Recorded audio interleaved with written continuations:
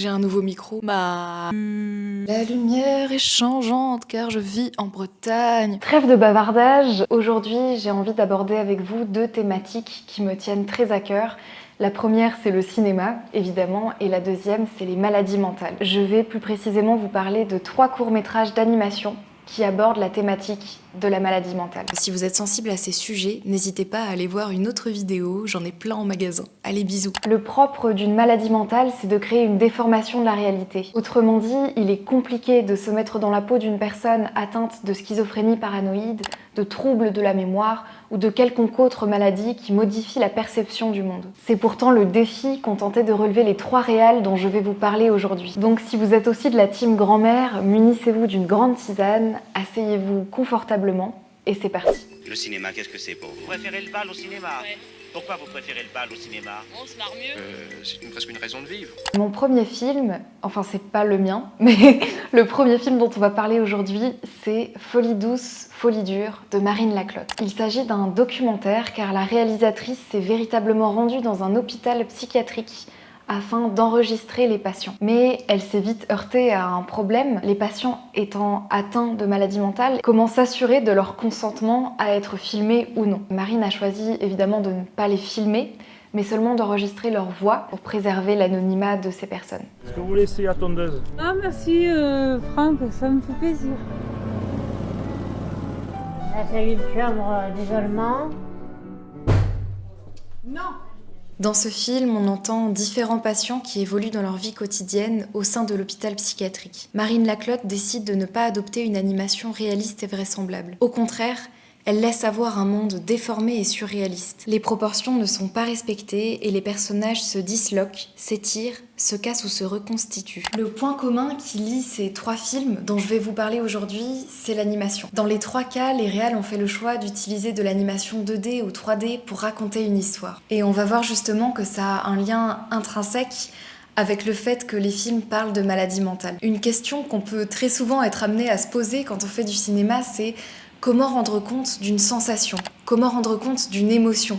Comment faire ressentir au spectateur ce que ressent le personnage, ce que perçoit le personnage? L'animation permet une certaine liberté et une certaine imagination qui permet à la réalisatrice de poser des images sur ses ressentis. Quand un des patients de l'hôpital se sent démantelé, il a l'impression de ne plus être entier, d'être éparpillé, et littéralement ses membres sont détachés de son corps. Le seul problème qu'on pourrait voir à ce film, qui se veut documentaire, c'est que les images ont été créées par Marine Laclotte, la réalisatrice qui n'est pas atteinte de maladie mentale. Donc évidemment, ces images ne sont pas exactement comment se sentent les personnes dans l'hôpital psychiatrique, mais plutôt comment Marine Laclotte pense que ces personnes se sentent, et ça modifie un petit peu le sens qu'on pourrait donner au terme documentaire dans ce cas précis. Le deuxième court-métrage dont je veux vous parler, c'est Mémorable de Bruno Collet. C'est un film absolument magnifique qui m'a fait pleurer, pour rien vous cacher, et j'espère que vous y serez aussi sensible que moi.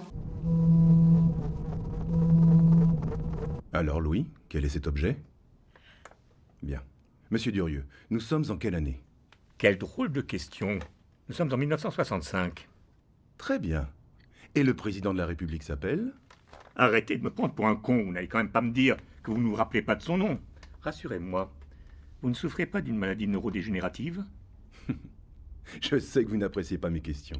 Le problème, Louis, c'est que vous n'arrivez même plus à reconnaître un téléphone portable. C'est un peu normal. Nous ne sommes qu'en 1965.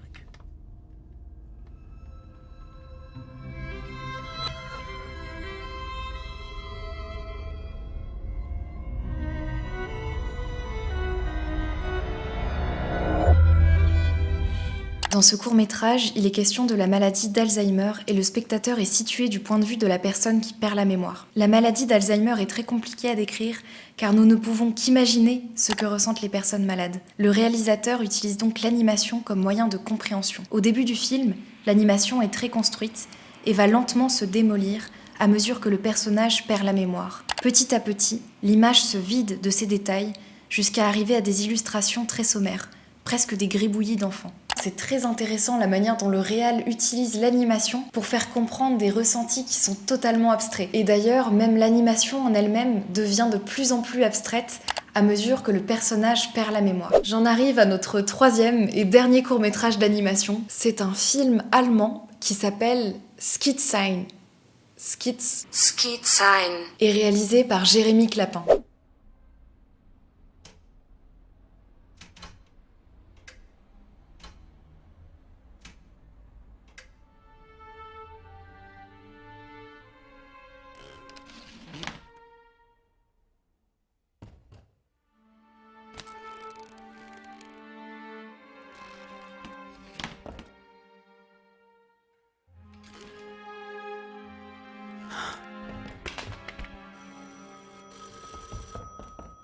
Allô? Ah. Oh 91 cm. Je suis exactement à 91 cm de moi.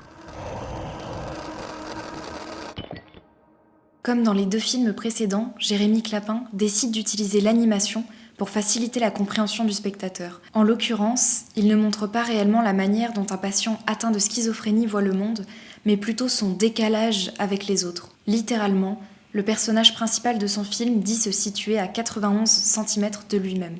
Même si cette image semble loufoque et ne retranscrit pas exactement les symptômes de la maladie, elle permet de comprendre à quel point la schizophrénie peut être handicapante, désocialisante et source de marginalisation.